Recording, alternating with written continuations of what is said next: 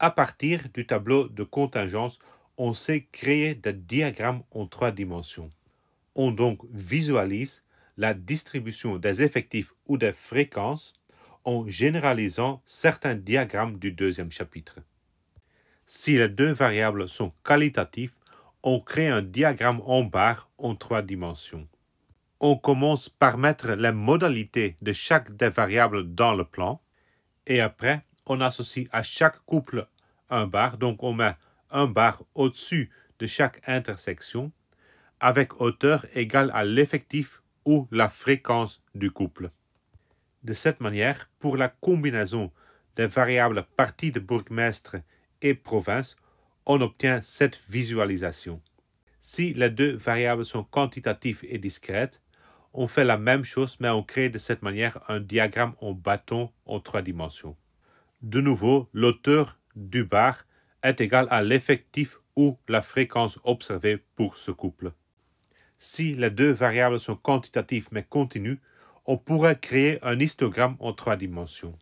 On repartit les valeurs en classes, donc des classes pour la variable x, des classes pour la variable y, et à chaque couple de classes, on va associer un parallélépipède dont la base est définie par le couple de classes, et le volume, donc maintenant c'est le volume qui est proportionnel à l'effectif ou à la fréquence.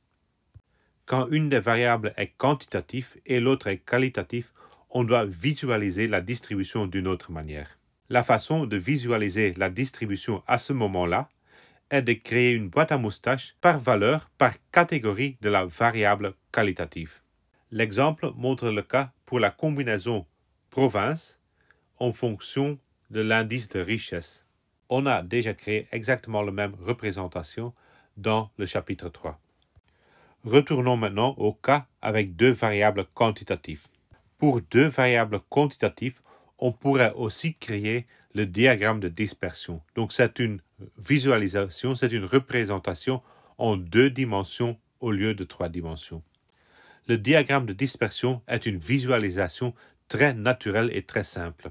On va représenter chaque individu de la population dans un système d'axes orthogonaux par son point d'abscisse x et d'ordonnée y. De cette manière, on obtient un nuage de points qui va donner une idée de la façon dont les individus sont dispersés dans le plan. Dans cet exemple, on a combiné le taux de chômage avec l'indice de richesse pour créer ce diagramme de dispersion. C'est-à-dire, pour chaque commune, on a mis un point avec valeur sur l'axe X qui correspond au taux de chômage de la commune et valeur sur l'axe Y qui correspond à l'indice de richesse de la même commune. On pourrait ajouter encore une variable qualitative au diagramme de dispersion, par exemple par changeant la couleur des points en fonction, dans ce cas, du parti de bourgmestre. Donc on a un diagramme de dispersion qui reprend chômage en fonction d'indice de richesse et la couleur du point indique le parti de bourgmestre pour chaque observation. Dans le diagramme, on a donc 2 variables quantitatives et une variable qualitative. Si les 2 variables sont discrètes, donc les variables sont encore quantitatives mais discrètes, on peut encore créer le diagramme de dispersion. Clairement, les options des valeurs sont plus limitées. Ils sont limités par des valeurs entières et donc on n'aura plus de combinaisons qui sont les mêmes. Si on retourne à l'exemple de slide 11, où on avait créé le diagramme en bâton pour le nombre de téléphones en fonction du nombre de personnes, on obtient ce diagramme de dispersion. Si maintenant on regarde ce diagramme en bâton, on voit que l'effectif de certaines combinaisons est plus grand que 1. Par exemple, la combinaison 1-1, donc une personne et un téléphone fixe, l'effectif pour cette combinaison est 2. De même manière, on voit que l'effectif pour la combinaison 2-2, donc 2 personnes, 2 téléphones, est égal à 5. Malheureusement, on ne voit pas cette information dans le diagramme de dispersion. Dans le cas où les variables sont discrètes, on peut créer le diagramme de dispersion Sunflower au lieu du diagramme de dispersion normal. Ce diagramme de dispersion Sunflower va aussi ajouter l'information sur l'effectif par combinaison de valeurs. Si pour une certaine combinaison, l'effectif est plus grand qu'1, on va mettre une fleur au-dessus. Donc on va mettre une fleur avec un certain nombre de pétales au-dessus. Par exemple, la combinaison A1 avait un effectif de 2. On va mettre une fleur avec 2 pétales. Pour la combinaison 2-2, on avait un effectif égal à 5, donc on met une fleur avec 5 pétales. Jusque maintenant, on a utilisé des axes orthogonaux. Donc on a fait des diagrammes dans le plan, donc dans R2, et on a utilisé des axes orthogonaux. Mais normalement, on préfère d'utiliser des axes orthonormés. Comme vous savez, des axes orthogonaux sont des axes qui sont perpendiculaires.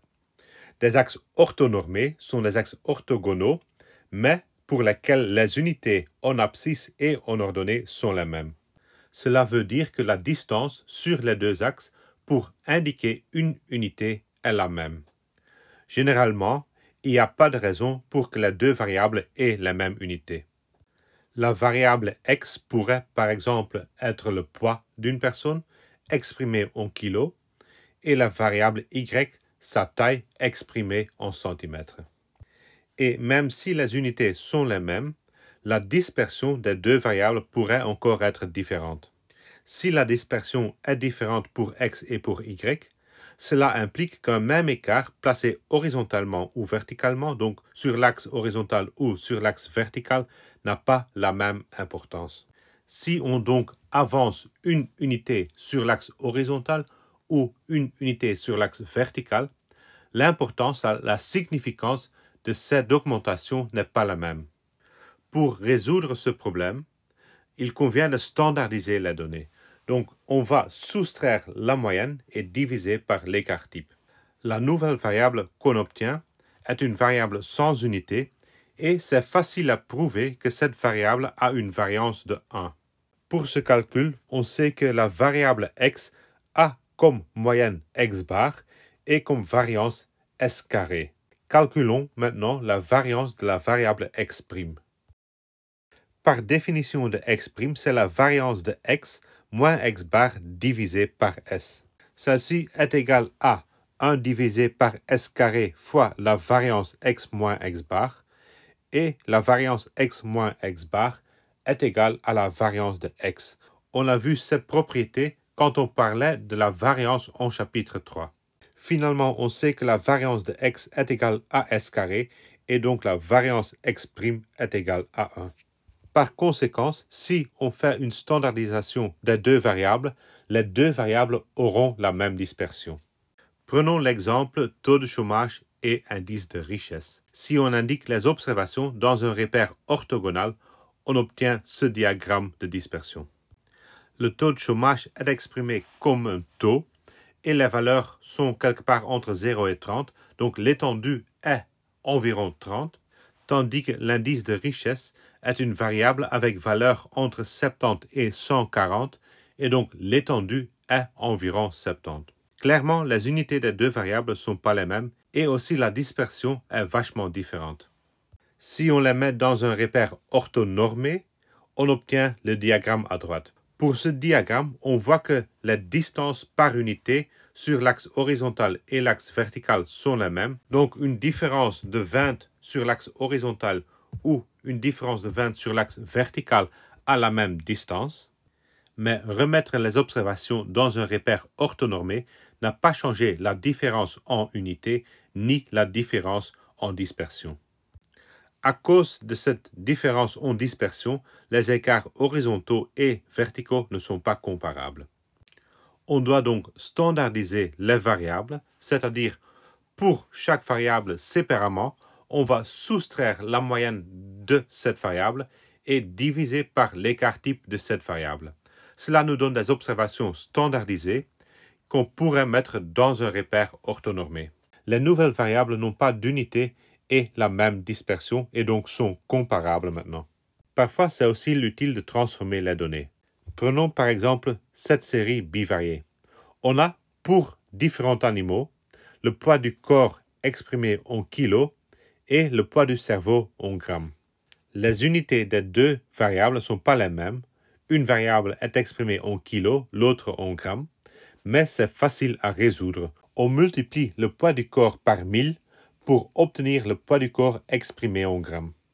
En utilisant les deux poids exprimés en grammes, on obtient ce diagramme de dispersion.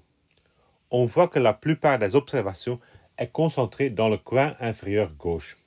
Mais il y a quelques exceptions. Le coin inférieur droite nous dit qu'il y a quelques animaux avec un poids du corps très lourd, mais avec un poids du cerveau très bas. Si on reprend le tableau, on voit que ce sont les dinosaures. De même manière, on peut constater qu'il y a deux observations avec un poids de cerveau très élevé pour le poids du corps associé. Ces deux observations correspondent aux éléphants. Mais on voit aussi que ces valeurs extrêmes perturbent le diagramme. On n'a plus une vue claire sur la plupart des observations. Le coin inférieur gauche contient 24 observations qu'on ne sait presque plus discerner. Pour résoudre ce problème, on pourrait prendre le logarithme des observations. Donc on prend le logarithme du poids du corps et le logarithme du poids du cerveau et on recrée le diagramme de dispersion. Vu que les valeurs sont maintenant réduites de manière logarithmique, on voit que les écarts, les différences entre les valeurs sont plus réguliers. En plus, on voit aussi que le diagramme est beaucoup plus informatif que le diagramme montré sur le slide précédent.